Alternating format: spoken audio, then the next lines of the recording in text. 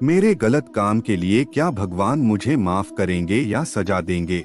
जब हम कुछ गलत करते हैं तो क्या भगवान हमें दंड देते हैं? यदि आज कोई व्यक्ति चोरी कर रहा है तो चोरी करने की उसकी क्रिया दृश्यमान कर्म है। इस कर्म का फल इस जीवन काल में ही मिल जाएगा, उसे बदनामी और सजा दी जाएगी।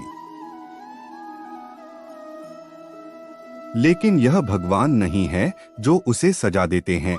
भगवान कभी किसी को कोई सजा नहीं देते, नहीं वह किसी को इनाम देते हैं। हमें जो दंड या पुरस्कार मिलता है वह सब हमारे अपने कर्मों का परिणाम होता है और यह परिणाम हमें कुदरत देती है। इस जगत का न्याय निश्चेतन चेतन मैकेनिकल जड़ है। कुदरत का न्याय ऐसा है कि हमने जो भी कर्म बांधे हैं उन सभी ले परिणाम त्वरित ऑटोमेटिक ही आ जाता है। यदि हमने बुरे कर्म बांधे हो तो दुख भुगतना होगा और यदि हमने अच्छे कर्म बांधे हो तो हमें सुख प्राप्त होगा। इस तरह कुदरत का न्याय जगत को नियंत्रित करता है। एक क्षण मात्र के लिए भी यह जगत नियम के बाहर गया नहीं। भगवान के लिए सही या गलत, अच्छा या बुरा जैसी कोई चीज नहीं है, क्योंकि भगवान किसी भी चीज में किसी भी हस्तक्षेप नहीं करते हैं। हालांकि भगवान को सर्व सत्ताधीश मानना जो हमें दंड देते हैं जब हम दोषी होते हैं, ऐसे में हम भगवान के प्रति डर से जी रहे हैं। भगवान से डरने के बजाय हमें हमारी गलतियों से डरना चाहिए, जिसकी वजह से हमें दुख और सजा भुगतनी पड़ती है। फिर लोग हमें ऐसी सलाह क्यों देते हैं कि भगवान से डरना चाहिए? इस प्रश्न का उत्तर देने के लिए आए हम यह समझें कि भगवान से डरने का क्या अर्थ है। भगवान से डरने का अर्थ क्या है? भगवान से डरने का अर्थ यह है, उनके प्रति हमारे मन में उत्कृष्ट विनय भाव है जो अच्छे के लिए है, क्योंकि यह सभी उनकी बातों को मानने और उनके दिखाए मार्ग पर ईमानदारी से चलने के लिए प्रतिबद्धता लाता है। यद्यपि ऐसा है कि व्यक्ति अगर भगवान से डरता है तो उसका भय वास्तव में भगवान के प्रति उसकी असीम श्रद्धा को दर्शाता है। यह दर्शाता है कि उनकी इच्छा भगवान की इच्छा के अनुसार जीवन जीने की है, न कि उनके स्वयं की सोच और समझ के अनुसार। और यह भी दर्शाता है कि वह भगवान को कैसे प्रसन्न करना चाहता है, जिसे वह सबसे अधिक प्रेम करता है। इसलिए किसी भी तरह से खुद अपराध न हो, इस बात का उन्हें डर है।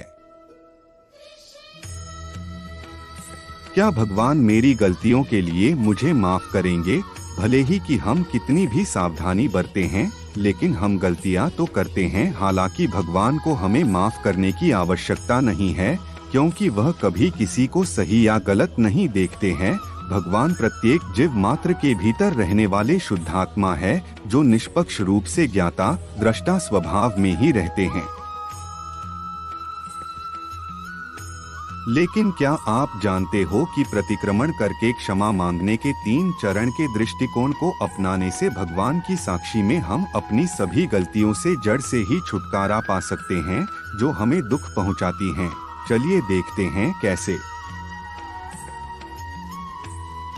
कहते हैं एक व्यक्ति को आज चोरी करनी थी। अब यदि वह शुद्ध इरादे से भगवान के सामने अपनी गलती का बचाव या नहीं छिपाता है, अपनी गलती का दिल से स्वीकार आलोचना करता है कि हे भगवान, मैं स्वीकार करता हूँ कि मैंने चोरी की है,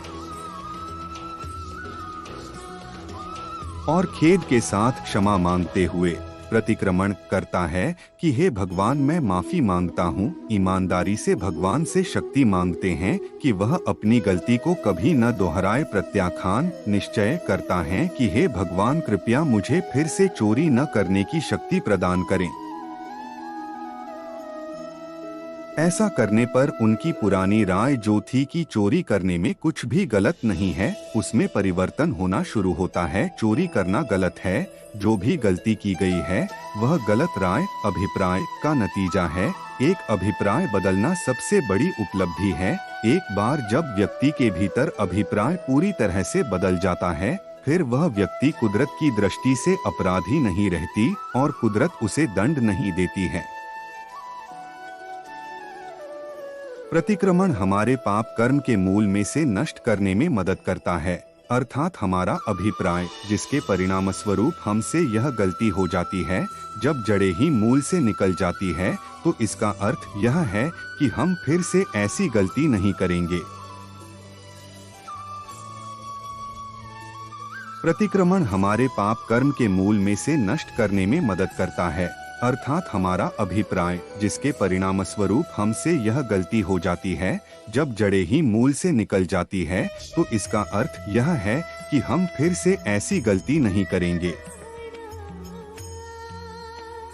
श्री कृष्णा के विचार सुनने के लिए हमारे चैनल को सब्सक्राइब करें और लाइक करें।